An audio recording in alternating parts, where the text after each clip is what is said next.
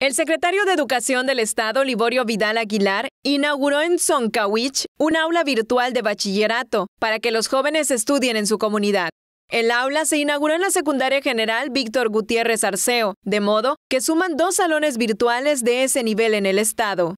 En la habilitación del espacio en Zoncawich se invirtieron 644,589 pesos. Vidal Aguilar recordó que las 4 aulas virtuales en igual número de municipios se ejercieron más de 2.5 millones de pesos.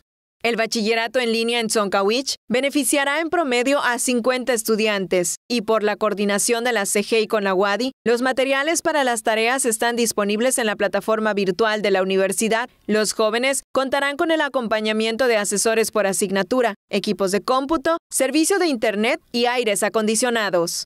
En el evento se entregaron los reconocimientos y medallas Yucateco Distinguido a la maestra Beatriz Carrillo Canché por su labor a favor de la educación de los adolescentes, al alumno William Santos Juchim porque obtuvo el mejor promedio del curso escolar 2021-2022 del segundo grado Grupo B, y a la prefecta Margarita Capcanul por su sencillez y calidez humana en su labor con los jóvenes.